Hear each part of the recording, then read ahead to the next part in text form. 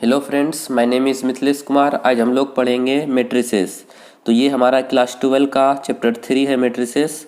तो ये हमारा वीडियो नंबर 1 है। तो इसमें हम लोग इंट्रोडक्शन देखेंगे।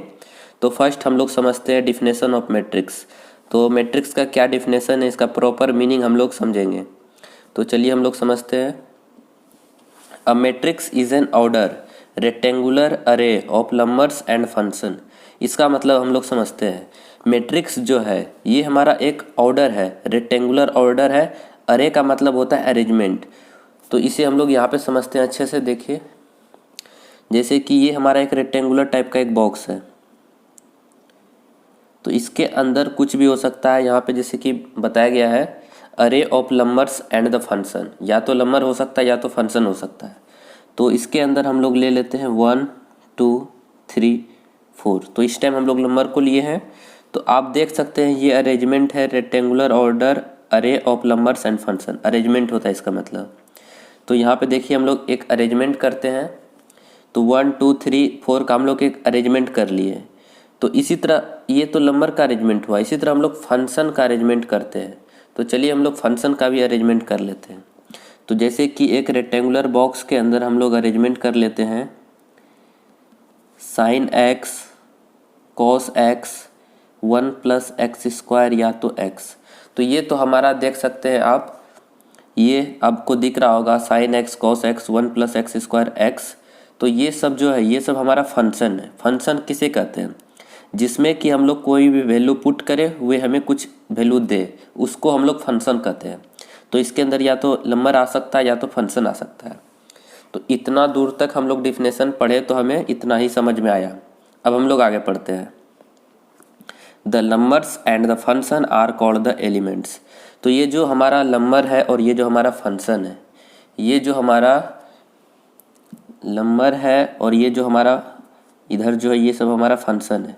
तो ये सब को हम लोग जो एक प्रॉपर नाम दे देते हैं। तो इसे हम लोग एक प्रॉपर नाम दे दिए हैं।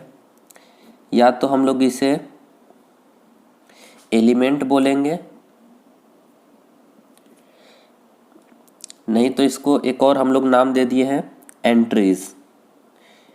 आप कुछ भी इसे बोल सकते हैं।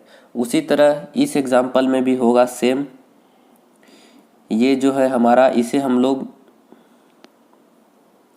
या तो नंबर्स, इसे हम लोग क्या बोलेंगे, या तो एलिमेंट बोलेंगे, नहीं तो हम लोग इसे एक और नाम है इसका एंट्रीज। तो इसे हम लोग, आप लोग समझे इतना दूर तक। देखिए अब शुरू से समझाता हूँ। A matrix is an order rectangular अरे ऑफ नंबर्स एंड फंक्शन। एक मैट्रिक्स एक रेक्टेंगुलर बॉक्स के अंदर एक ऑर्डर है, arrangement of numbers and function का। तो ये आप समझे। फिर हमें बोला गया था the numbers and the function are called the elements और एंट्रीज। तो ये हमें बोला गया था ऑफ द मैट्रिक्स। तो यही एक प्रॉपर डिफिनेशन है मैट्रिक्स का।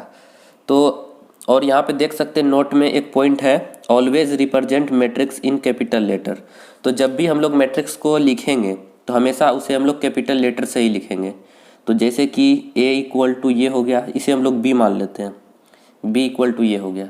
कभी भी हम लोग स्मॉल लेटर से नहीं लिखेंगे, ABCDE ये नहीं होगा। तो ये नहीं होगा, ये क्रॉस लगा दिया। तो हमेशा हम लोग ये बात को ध्यान रखेंगे, मैट्रिक्स को कैपिटल लेटर से डिनोट करेंगे। वो एक रेक्टेंगुलर बॉक्स के अंदर होगा, उसके अंदर जो एक अरेंजमेंट होगा उस अरेंजमेंट का एक प्रॉपर नाम है एलिमेंट या तो एंट्रीज। तो इतना दूर तक आप लोग को समझ में आ गया होगा। तो ये हमारा प्रॉपर डिफिनेशन था मैट्रिक्स का। तो अब हम लोग कुछ एग्जाम्पल से समझते हैं मैट्रिक्स को। ठीक है, तो जैसे कि ले लेते हैं एग्जाम्पल A इक्वल टू, हम लोग ले सकते हैं, एक रेक्टेंगुलर बॉक्स बनाना जरूरी है। इसके अंदर हम लोग कुछ भी ले सकते हैं, जैसे कि ले लिए 2 4 और ले लेते हैं 6 3 2 4 8 8 1। तो ये हमारा एक मैट्रिक्स का रिप्रेजेंटेशन है। इसी तरह और आप एग्जाम्पल ले सकते हैं, जैसे कि B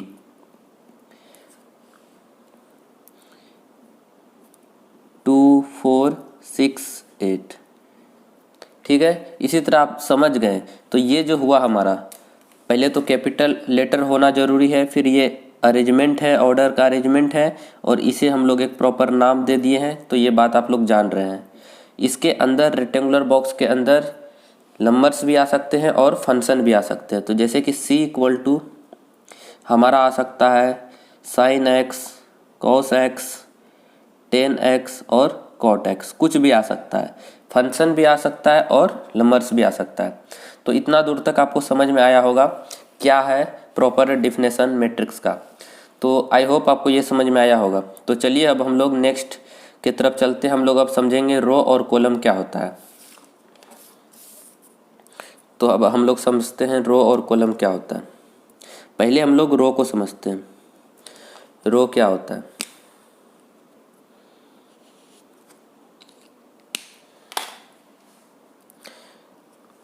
जैसे कि एक मैट्रिक्स बना लेते हैं हम लोग, A इक्वल टू 1 2 3 4। तो ये हमारा एक मैट्रिक्स है। तो हम लोग रो किसे कहेंगे और कॉलम को तो बाद में समझेंगे, पहले हम लोग रो को समझ लेते हैं। रो क्या होता है? जो हमारा हॉरिजॉन्टल हो, इस तरह का एक लाइन हो। आप देख सकते हैं ये जो हमारा लेटा हुआ है, जो हॉरिजॉन्टल है, इसे हम लोग रो कहेंगे। तो यहाँ पे आप देख सकते हैं कितने रो हैं? 2 रो हैं। रो 1 है, देख सकते हैं आप, और रो 2 है। इसे आप लोग इस तरह समझ सकते हैं, अगर जो इस तरह से रहा उसे हम लोग रो कहेंगे। ये कितना भी हो सकता है। ये रो 1 है, रो 2 है, रो 3 है। ठीक है, ये होता है हमारा रो। ये हॉरिजॉन्टल है, इस तरह जैसे पेन का एग्जांपल से आप समझ सकते हैं, इस तरह से रहे तो उसे हम लोग रो कहेंगे। तो और हम लोग एक और एग्जांपल से समझते हैं रो कैसे होता है। जैसे कि x ले लेते हैं, x इक्वल टू 1 2 3 4 5 6 7 8 9। ठीक है, तो अब इसमें कितने रो हैं ये बताना है हमको। तो देख सकते हैं आप 1 2 3, 1 2 3, इसमें कितने हॉरिजॉन्टल लाइन हैं? तो आप देख सकते हैं इसमें 3 हॉरिजॉन्टल लाइन है। तो इसमें रो भी हमारा 3 ही होगा। रो 1, रो 2, रो 3। आर का मतलब है रो। इस तरह आप रिप्रेजेंट कर सकते हैं शॉर्ट में। तो आप यहाँ देख सकते हैं ये 3 हॉरिजॉन्टल लाइन है, इसका मतलब 3 रोज है। जो हॉरिजॉन्टल है उसे हम लोग रो कहेंगे। जो इस तरह से 1 2 3, तो आप लोग को समझ में आ गया होगा रो किसे कहते हैं। तो रो आप लोग को समझ में आ गया होगा। अब हम लोग कॉलम को समझते हैं, कॉलम क्या होता है।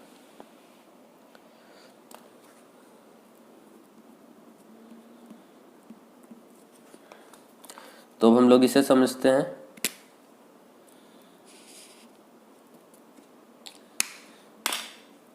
इसे भी हम लोग एग्जाम्पल से ही समझेंगे। जैसे कि वाई मैट्रिक्स है हमारा,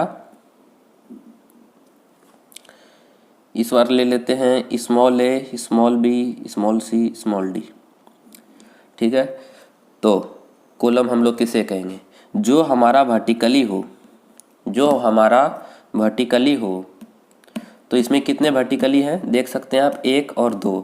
तो इसे हम लोग कहेंगे कॉलम 1, कॉलम 2। इसे हम लोग सी से डिनोट करेंगे, उसे हम लोग आर से डिनोट किए थे। तो ये हमारा कुछ इस तरह का लाइन होगा। ये होता है वर्टिकली लाइन, इसे हम लोग कॉलम कहते हैं। तो जैसे कि एक और एग्जांपल ले लेते हैं, x इक्वल टू 1 2 3 4 5 6 7 8 9। ठीक है, तो इसमें आप देख सकते हैं 1 2 और 3। तो इसमें कितने कॉलम है? तो आप बोलिएगा C1 C2 और C3। इसमें 3 कॉलम है। तो आप बोलिएगा इसमें 3 कॉलम है। तो कॉलम और रो का कॉन्सेप्ट आपको क्लियर हो चुका है। तो इसे हम लोग एक एग्जांपल लेते हैं जिसमें कि हम लोग रो को भी देख लेते हैं और कॉलम को भी देख लेते हैं। तो यहाँ पे हम लोग ले लेते हैं A इक्वल टू, इस बार कुछ और ले लेते हैं, 3 7 8 9 10 11 1 2 3। तो इसमें हमें रो भी बताना है और कॉलम को भी बताना है, कितने रो है और कितने कॉलम है। तो चलिए बताते हैं। तो रो होता है हमारा हॉरिजॉन्टल 1 2 3। तो इस तरह से है जो हमारा ये होता है हमारा रो। तो कितने हैं?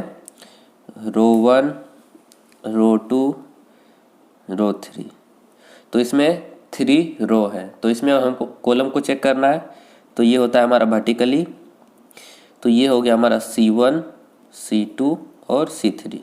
तो इसमें जो है, इसमें हमारा 3 रो है और इसमें हमारा 3 कॉलम है। तो ये एग्जांपल से आपको रो और कॉलम क्लियर हो चुका होगा। अब हम लोग नेक्स्ट कॉन्सेप्ट को पढ़ते हैं, जिसका नाम ऑर्डर ऑफ मैट्रिक्स है। उसे हम लोग नेक्स्ट पेज में लेते हैं।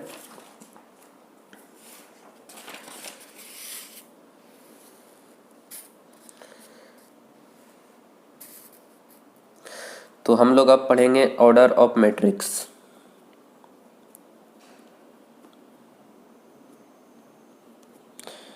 Order of matrix.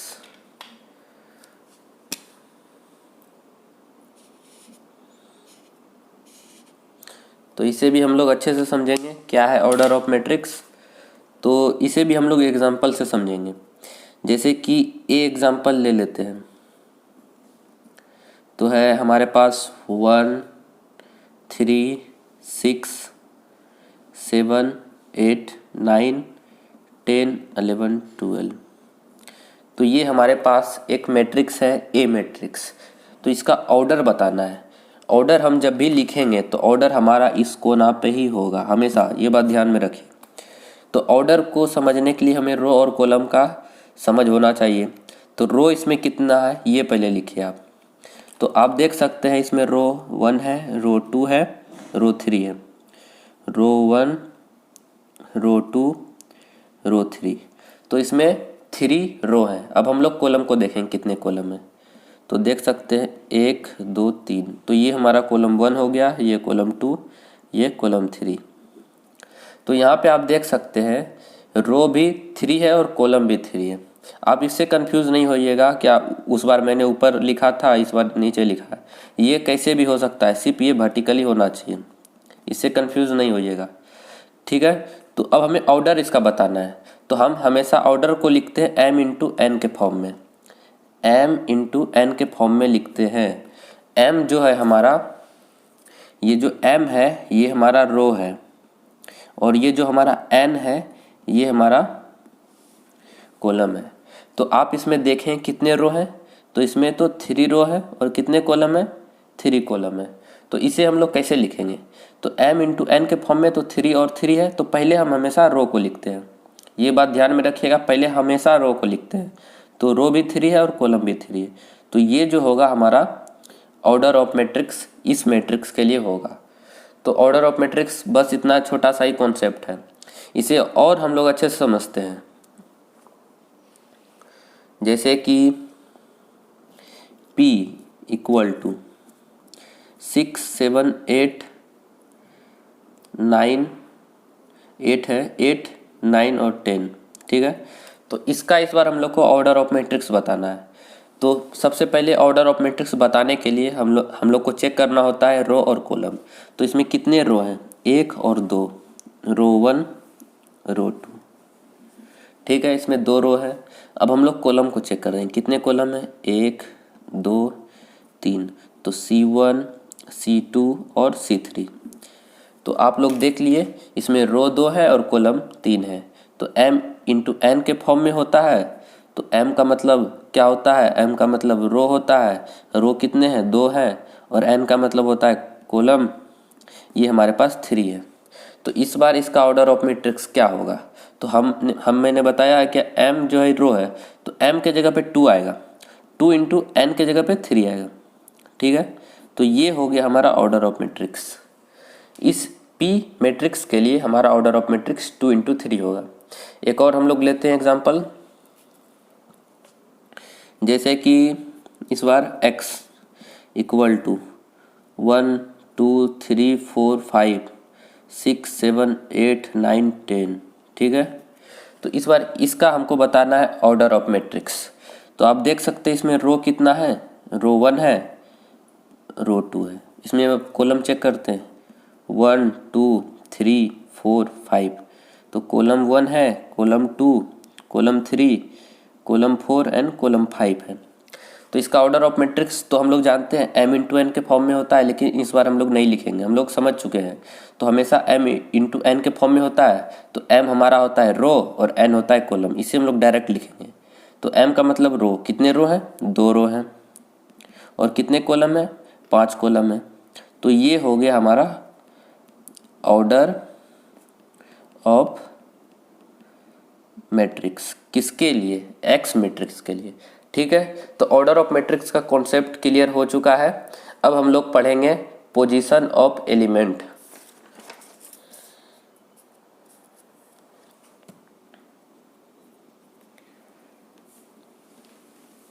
Position of elements. तो अब हम लोग पढ़ते हैं पोजीशन ऑफ एलिमेंट।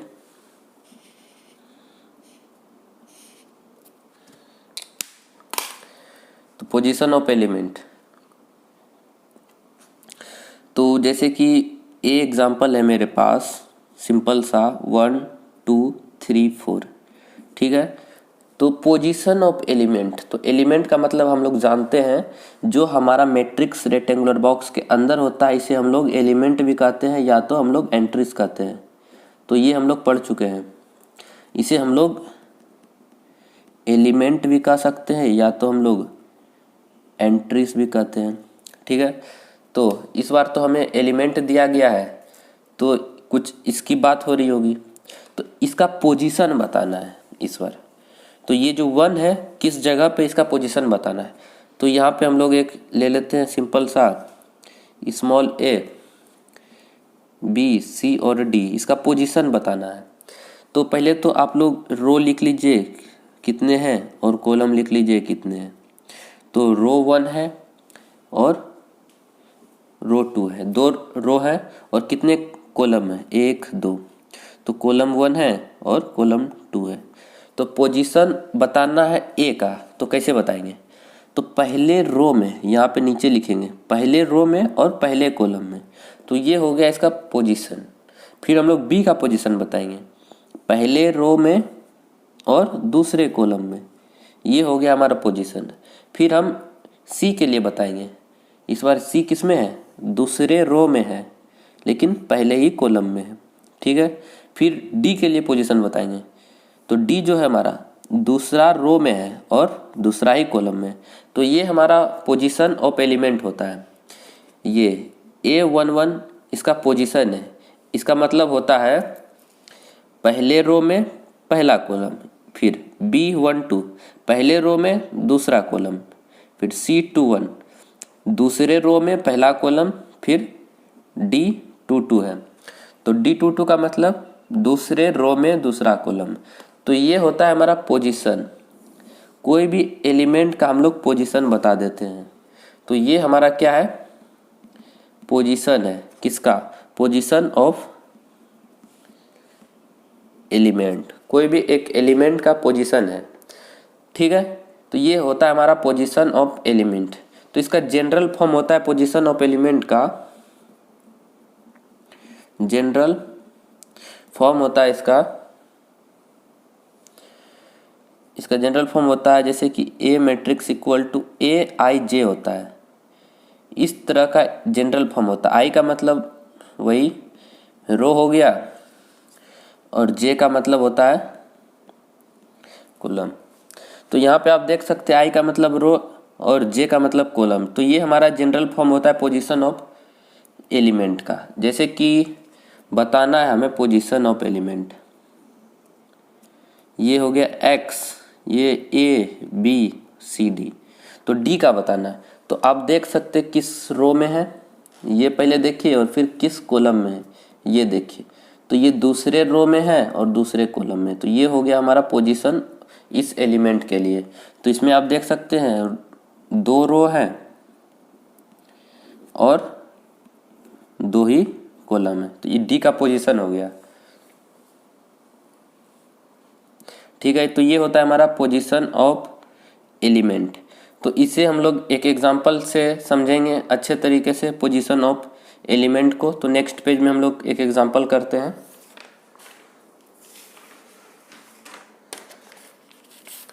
तो एक एग्जांपल लेते हैं पोजीशन ऑफ एलिमेंट का। एक क्वेश्चन है, जैसे कि क्वेश्चन दिया गया है हमारा 3×2 का ऑर्डर दिया गया है हमें क्वेश्चन में 3×2 का, और हमको बताना है, ये जनरल फॉर्म दिया गया है aij इक्वल टू i/j, ये हमें दिया गया है। तो हमें बोला गया है क्वेश्चन में क्या है, 3×2 का मैट्रिक्स बनाइए। तो हम लोग बनाते हैं, इसका सॉल्यूशन करते हैं। इस तरह का क्वेश्चन एनसीईआरटी में बहुत सारा है, तो हम लोग करेंगे। जैसे कि लेट हम लोग मान लेते हैं 3×2 का ये ऑर्डर ऑफ मैट्रिक्स है, तो हम लोग बना लेते हैं, मतलब कि 3 रो और 2 कॉलम। तो A B 2 column A B C और डी और ई और एफ है, ठीक है। तो आप देख सकते हैं इसमें ऑर्डर ऑफ मैट्रिक्स से हम लोग बना लिए एक मैट्रिक्स को, रो 1 रो 2 रो 3, और ये हमारा 2 कॉलम है C1 C2, ठीक है। तो अब बताना है position A B C D E F का, ये क्वेश्चन है हमारा, और ये हमें दिया गया है जनरल फॉर्म, ठीक है। तो ये इससे हम लोग ऑर्डर ऑफ मैट्रिक्स से हम लोग एक मैट्रिक्स बना लेंगे, लेट मान लेंगे, इसे हम लोग A मान लेते हैं। अब हम लोग A के लिए करेंगे, तो ये देख सकते हैं आप, रो 1 में है और कॉलम 1 में है। इस तरह से आप लिख लीजिए, रो 1 में दूसरे कॉलम में, फिर रो 2 में पहले कॉलम में, रो 2 में दूसरे कॉलम में, फिर रो 3 में पहले कॉलम में, रो 3 में दूसरे कॉलम में, ठीक है। तो अब हम लोग एक एक करके चेक करेंगे। A11 क्या है, ये हमें दिया गया aij इक्वल टू i/j दिया गया। तो i के जगह पे हम लोग 1 लिखेंगे और j के जगह पे भी 1 लिखेंगे, तो ये हो जाएगा 1/1, ये हमारा 1 हो जाएगा, ठीक है। फिर हम लोग B12 के लिए देखते हैं, तो ये aij है, i का मतलब होता है हमारा रो और j का मतलब होता है कॉलम। तो ये क्या है, i यहाँ पे 1 है और j हमारा क्या है 2 है, तो ये हो जाएगा हाफ, ठीक है। इसी तरह हम लोग फाइंड करते हैं C21 के लिए। C21 के लिए ये aij के फॉर्म में, तो इस बार i2 है और j1 है, इसका मतलब तो 2 ही होता है, ठीक है। अब हम लोग D के लिए देखते हैं, D22 के लिए aij, इस बार i भी 2 है और j भी 2 है, तो 2/2 कैंसिल होके 1 हो जाएगा। फिर हम लोग देखेंगे E के लिए, E हमारा है 3 और 1, तो aij इक्वल टू i के जगह पे 3 और j के जगह पे 1, तो ये हो जाएगा हमारा 3, ठीक है। अब हम लोग देखते हैं F के लिए 3 2, तो aij इक्वल टू हो जाएगा, i जो है हमारा 3 है और j जो है हमारा 2 है, तो यही हो जाएगा हमारा। तो अब हम लोग को एक न्यू मैट्रिक्स बनाना है, तो मैट्रिक्स तो हमें दिया नहीं गया था, ये तो हम लोग लेट माने थे, तो अब इसके जगह पे हम लोग एलिमेंट को लिख देंगे। तो हम लोग यहाँ पे लिख लेते हैं, न्यू कंस्ट्रक्ट बोला एक मैट्रिक्स, तो हो जाएगा ये A11 है हमारा 1, B12 है हाफ, C21 है हमारा 2 और D22 है हमारा 1 और हमारा E31 है 3 और F32 है हमारा 3/2। तो ये हो गया, इसका ऑर्डर क्या है, कितने रो है इसमें, रो 1 रो 2 रो 3, कितने कॉलम है C1 C2। तो इसका order of matrix m into n के फॉर्म में होता है। m क्या है, रो कितने 3 और कॉलम कितने 2, ठीक है। तो यही तो हमें क्वेश्चन में बोला गया था 3×2 का बनाना है मैट्रिक्स, और ये हमें जनरल फॉर्म दिया गया है पोजीशन ऑफ एलिमेंट का, ठीक है। तो आज के लिए ही इतना ही। अब हम लोग नेक्स्ट वीडियो में देखेंगे टाइप्स ऑफ मैट्रिक्स।